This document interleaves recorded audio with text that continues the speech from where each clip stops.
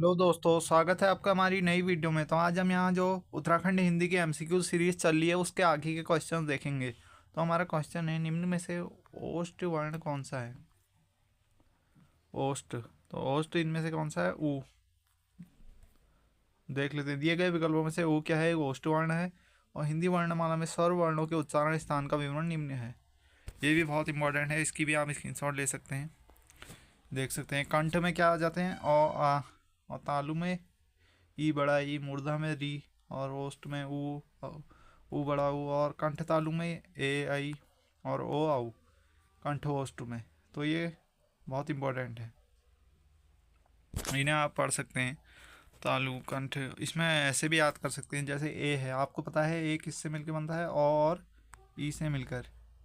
तो ओ हमारा कंठ हो गया और ई हमारा तालु हो गया, तो कंठ तालु मिलके ए हो गया। इसी तरह कंठोष्ट और ऊ को मिलके हमारा क्या बन जाएगा? ओ। तो ओ ये कंठ हो गया, ये ओस्ट हो गया, तो इस तरह ये क्या हो गया? कंठोस्ट। तो आपको याद केवल तीन ही ये करने हैं, एक दो तीन और ये चार। बाकी ये आप खुद भी बना सकते हैं। फिर ये कंठ तालव्य कौन सा है?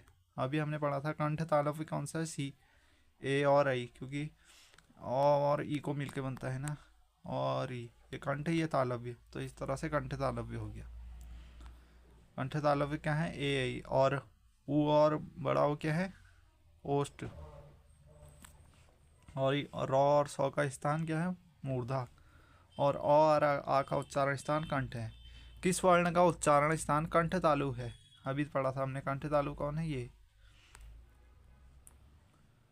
देख सकते हैं, आई क्या है? वर्ण का उच्चारण स्थान कंठ तालु है, अन्य विकल्प असंगत है। फिर है ओ और औ किस प्रकार के वर्ण है? तो डी, कंठोष्ट। ये भी पढ़ सकते हैं, कंठ था ना, ओष्ट, कंठोष्ट हो गया डी।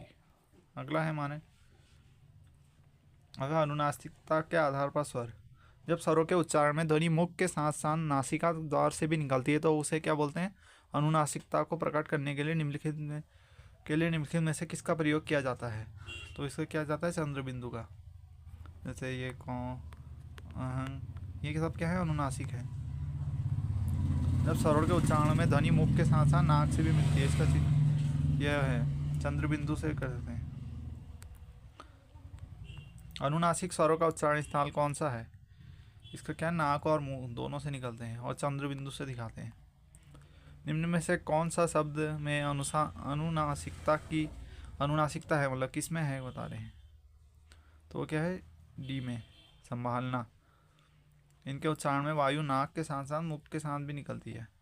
हिंदी में प्रायः चंद्र बिंदु के रूप में दर्शाई गई। चंद्र बिंदु प्रायः तद्भव रूपों में प्रयुक्त किया जाता है। तो ज़्यादा जो तद्भव होते हैं, यानी कि जो पुराने होते, तद्भव जो कि तद्भव क्या होते हैं? जो नए हैं, हमारे नए वाक्य, नए शब्द। जिन स्वरों के उच्चारण में हवा नाक से भी निकलती है उन्हें क्या बोला जाता है? अनुनासिक स्वर। जैसे क्या है ये,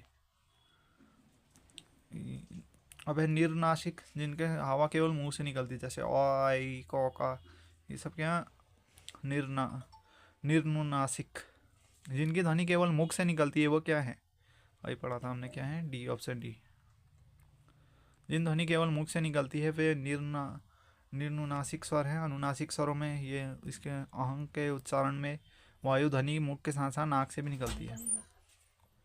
अगला, ओठों की आवृत्ति के आधार पर स्वर। ओठों की आकृति के आधार पर निम्नलिखित में से कौन अवृत्तमुखी? अवृत्तमुखी का मतलब जिनको बोलने पर हमारा मुंह क्या बनता है? गोल नहीं बनता है। तो इनमें ओ, अगर हम इन तीनों को बोलेंगे, ओ इसको बोलेंगे तो हमारा मुंह क्या होगा? गोल बनेगा ऐसे।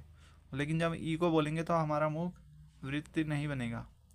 ओ ओठों की आकृति पे आधार पर स्वर को दो भागों में बांटा गया है। जैसे एक है हमारा अवृत्तमुखी और एक वृत्तमुखी। अवृत्तमुखी में ये आ जाएंगे आ ई। और वृत्तमुखी में जिन स्वरों के उच्चारण में ओठ गोलाकार होते हैं, वृत्तमुखी स्वर का, जैसे ये देख सकते हैं, ऊ बड़ा ऊ, ओ आऊ। अतः दिए गए विकल्प में से ई क्या है? अवृत्तमुखी स्वर है। फिर स्वर से संबंधित अन्य प्रश्न।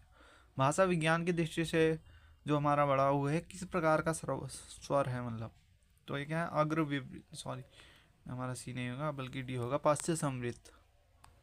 भाषा विज्ञान की दृष्टि से ऊ और ये क्या है? ओष्ठ में भी आते हैं। पश्च संवृत स्वर हैं जिन स्वरों के उच्चारण में जीभ का पश्च भाग कार्य करता है और पश्च स्वर कहलाते हैं। जैसे आ, ये हमारे जीभ का पीछा भाग इनमें प्रयोग करता है। तो संवृत्त उन स्वरों को कहा जाता है जिन स्वरों के उच्चारण में मुख द्वार लगभग बंद रहता है, संवृत्त में बंद रहता है। और ई ऊ औ, जैसे आ क्या होगा, ये क्या होता है विवृत स्वर, आ इसमें पूरा मुख खुला है। फिर निम्नलिखित में से कौन सा शब्द स्वर का वर्गीकरण नहीं है? तो ऑप्शन डी, ये हमने पढ़ाई नहीं है। बाकी ये तीनों क्या हैं हमारे प्लूत, हर्ष, संयुक्त, ये सब हमारे स्वर के प्रकार हैं। जो हमारा द्वित्व स्वर का वर्गीकरण नहीं है, देख सकते हैं इनके बारे में डिटेल।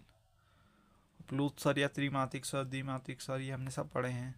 जैसे ओम हो गया। हिंदी वर्णमाला में की री की ध्वनि क्या है? तो री क्या है, एक स्वर है और ये मूर्ध के अंदर आता है। मूर्ध ध्वनि स्वर है। स्वर उन वर्गों का है जिनका उच्चारण बिना अवरोध या बिना किसी के सहायता से होता है। सभी स्वर क्या होते हैं, स्वतंत्र होते हैं। ये क्या कहते हैं, स्वर स्वतंत्र। और इनकी संख्या कितनी है, 11।